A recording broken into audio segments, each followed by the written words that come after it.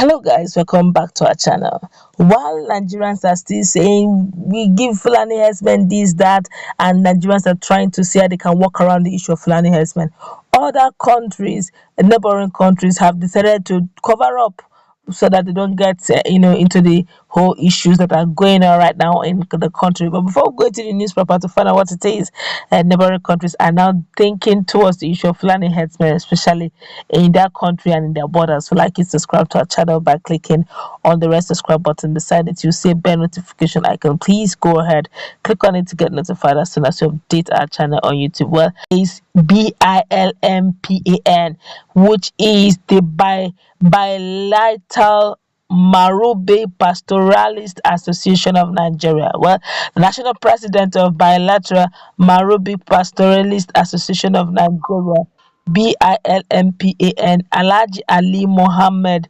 Rimindako, has called on the President Muhammad Buhari to urgently intervene in a law enacted by the government of Benin Republic to stop Fulani cattle breeders from entering the country except on official approval.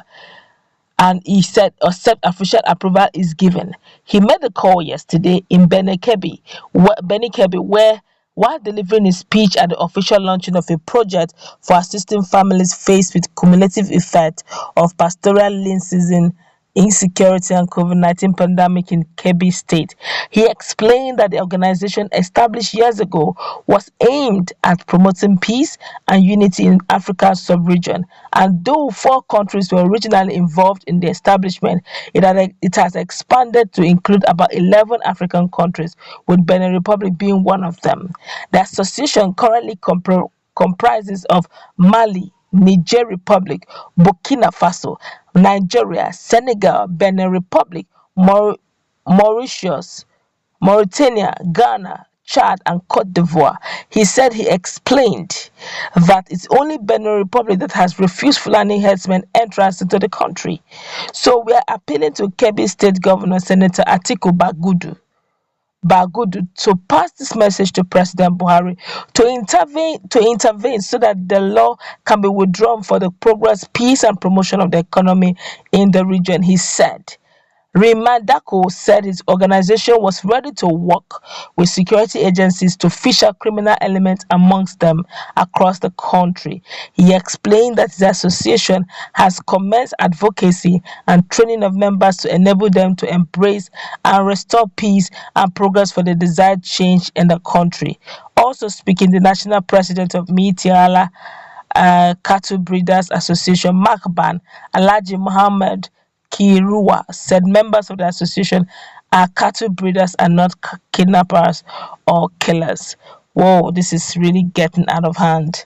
That means some countries are not even thinking towards honoring their laws of the land. They started this was before, now they've increased to 11, and now Benin Republic doesn't want to hear the story that touched. They don't want to hear the stories they're hearing on the social media of what is happening in your Ondo, Ogun, in Southwest and Southeast.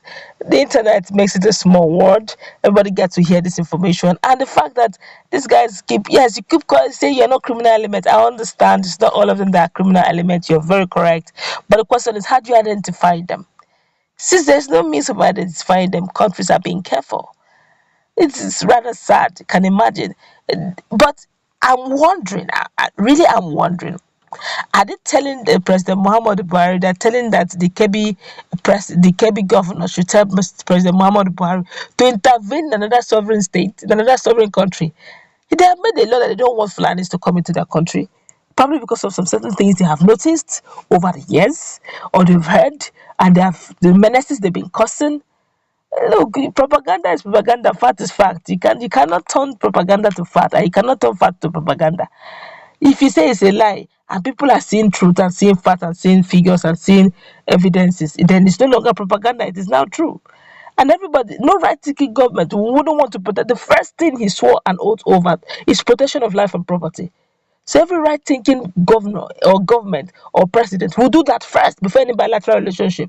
If my relationship with you is going to cause my country pain, if my relationship with you is going to cause my country untold hardship, by your means, I cut it off. Okay, because every bilateral relationship people go into is for mutual benefit. It benefits you and it also profits me. Then it's a win-win. But if it's a parasitic, not even symbiotic, but parasitic, then please, I cut you off. I do not blame the president of Benin Republic for doing that. So over the years, they must have taken records, they must have accumulated their data, done their survey, and found that in a nutshell, this whole bilateral relationship over the issue of Fulani herdsmen is not profitable. They decided to ban it. So calling on President Muhammad Buhari, I guess his power practically ends here. All he can do is probably advise, go for a visit, and beg if they can, see reasons why they should, pastoral movement. But I don't think he has the right. That's a sovereign country.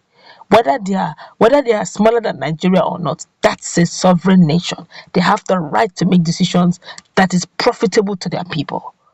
Okay, that we all seem to have some sort of immunity here. Doesn't mean they will have immunity over there. That's a different country entirely. Okay, but then if you look at the issue of bilateral relationship, if they've been doing ranching, why would you want to be thinking of free movement of going from Niger to Benin? All this was it's pastoral movement. Let's do ranching for crying out loud. Have you ever heard that the farmers, pastoral movement or Fulani or herdsmen are moving from United States border to Canadian border or to Mexican border? I don't hear such. That do you think they don't eat beef? They eat beef. They don't move their cattle from United States border to Mexican border. They share borders. They did not move from United States border to Canadian borders. But they find a way around this. Why don't we learn the latest technologies and stop moving from, country to country, passing through their borders and, since you cannot identify the elements, the criminal elements amongst us, which is the Fulani herdsmen, there's an issue. There's this general saying, if you can't beat them, you join them. If you cannot fish out the people involved, then by all means we just classify you as the same until you sort yourself out. But the best way to do it is to educate your people. Okay, educate. This issue of ranching in the north it should be a welcome idea that they should all embrace, so that this Fulani herdsmen could at least go to school. Okay, so that they don't cheat themselves. Even the cows are not even they're lean, they're not even very healthy compared to other counterparts in other countries of the world that have done ranching.